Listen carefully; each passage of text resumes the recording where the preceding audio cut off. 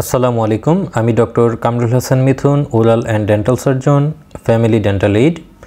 আজ আপনাদের সামনে একটি সতর্কবার্তা নিয়ে হাজির হয়েছি। আপনারা যে ছবিটি দেখতে পাচ্ছেন, এই ছবিটি আমাদের এক রোগীর মুখের ছবি। ওনার মূল সমস্যা ছিল আগে অন্য কোথাও চিকিৎসা করা একটি দাঁত নড়ছে এবং ব্যথা করছে।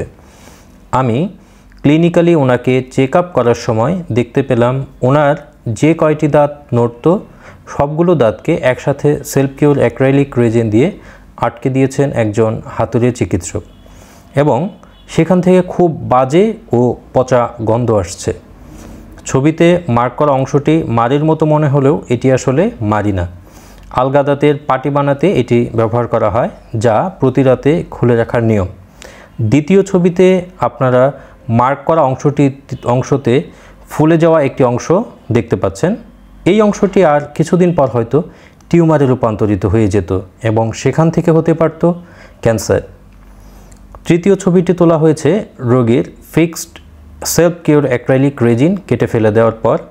এখানে দেখতে পাচ্ছেন পুরো মাড়ি জুড়েই ঘা হয়ে রয়েছে। এটাকে আমরা প্রি ক্যান্সারাস লেশন বলতে পারি।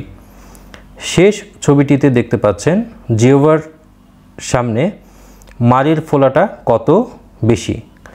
রোগীকে চিকিৎসা দেওয়ার পর আল্লাহর রহমতে তিনি সুস্থ হয়েছেন, কিন্তু দুঃখের বিষয় তিনি পান খাওয়া বাদ দিতে চাচ্ছেন না বা পারছেন না। এইসব বিষয়ে আমাদের আরও বেশি সচেতন হতে হবে। রোগীর ভাষ্যমতে তিনি শ্রীবর্দী উপজেলার ইব্রাহিম নামে কারোর নিকট এই চিকিৎসা নিয়েছিলেন। একই ধরনের আরেকজন রোগী পেয়েছিলাম 7 মাস আগে। আমরা সকলে সতর্ক হই ও সুস্থ জীবন গড়ি। ভালো থাকবেন, সুস্থ থাকবেন। আসসালামু আলাইকুম।